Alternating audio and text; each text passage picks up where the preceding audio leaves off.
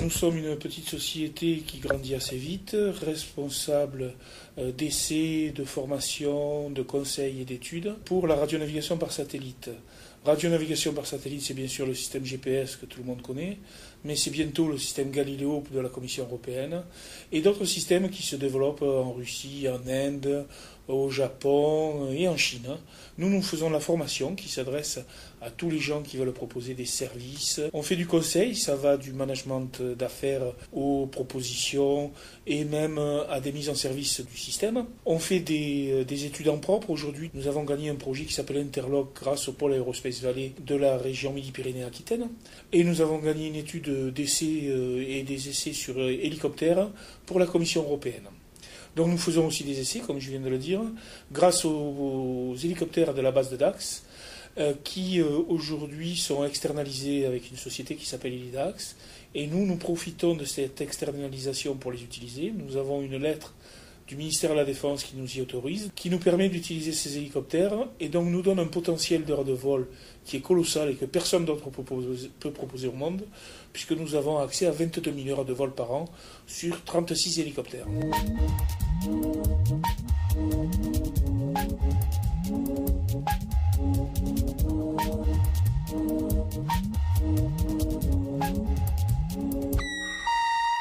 Nous développons nous-mêmes nos moyens d'essai. Nous les intégrons dans l'hélicoptère sans gêner la formation parce que la vocation première de la base, c'est la formation des pilotes de la LAT. Nous ne gênons en rien aussi les prestations d'Helidax, ce qui nous permet d'utiliser ces hélicoptères, ce qu'on appelle en transparence, et de proposer des essais statistiques. Alors ces essais, nous mettons des moyens de trajectographie et qui ont une précision qui descend jusqu'à 20 cm. C'est-à-dire qu'à 20 cm près, on sait trajectographier l'hélicoptère. On peut donner sa vitesse, son accélération et si c'est utile, les attitudes de câble roulis et de tangage de l'hélicoptère. Donc nous avons une référence très très précise et je tiens à souligner que tout est développé chez nous grâce à des matériels que nous achetons par contre chez des grands industriels du domaine. Donc vous avez un PC renforcé qui va enregistrer toutes les données que donneront les récepteurs GPS. Ça c'est la partie basse. Et en partie haute, vous avez donc différents récepteurs GPS du plus basique au plus sophistiqué, en passant par des gammes intermédiaires, et tout ça, ça fonctionne avec des répartiteurs d'antennes sous une antenne.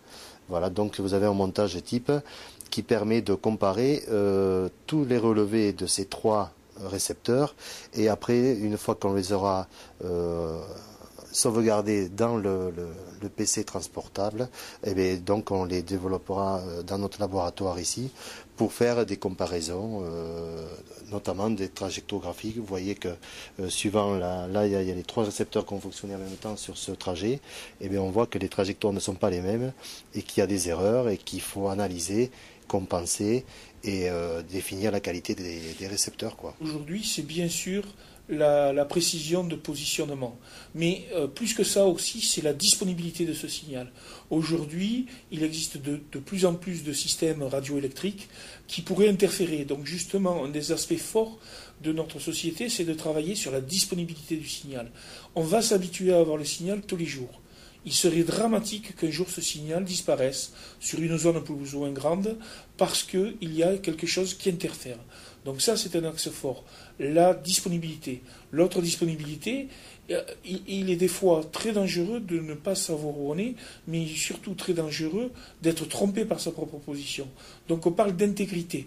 Donc on veut que l'information soit sûre, et c'est ce qu'on appelle l'intégrité dans le jargon du GPS. Ça aussi, c'est un des axes forts. Là où on voudrait être les meilleurs et se positionner, c'est sur la sécurité de la vie, le transport des personnes et la sécurité en général, la protection des personnes, des biens, des matières dangereuses. On est vraiment axé sur ces aspects-là qui nous semblent les plus importants et qui ont besoin de traitement et d'intelligence plus importantes. C'est là que nous nous positionnons. Le système EGNOS, c'est un système associé au GPS qui permet d'avoir un positionnement plus précis que le GPS et avec une plus forte intégrité. Ce qui voudra dire qu'à terme, le signal EGNOS, GPS plus EGNOS, pourra être utilisé dans le monde de l'aéronautique, et notamment toutes les phases d'approche pourront se faire grâce à ce système.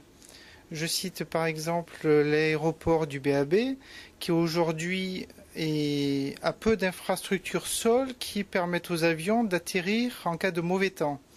Le système EGNOS, qui est basé donc sur le positionnement satellitaire, permettra de se poser ou de décoller dans tous les aéroports, qu'ils soient bien équipés ou peu équipés d'équipements au sol, par tout temps. Donc sous vos yeux, vous pouvez voir un écran avec une longitude et une latitude, avec différentes couleurs bleu clair et bleu foncé. Le bleu clair représente la position que calcule le récepteur toutes les secondes, et en bleu foncé, on retrouve la position GPS plus EGNOS, et on peut se rendre compte que la position donnée par le récepteur toutes les secondes avec GPS plus EGNOS est beaucoup plus précise que la position en bleu clair. Le principe d'un récepteur GPS, ou plus généralement GNSS, c'est-à-dire qu'il va prendre plusieurs sortes de satellites, et de calculer la distance qui le sépare, lui, récepteur, du satellite. En fait, des satellites, parce qu'il lui faut au moins 4 satellites pour pouvoir se positionner dans l'espace en longitude, latitude et altitude. Donc le récepteur GPS fait une mesure de distance qu'il traduit ensuite en position.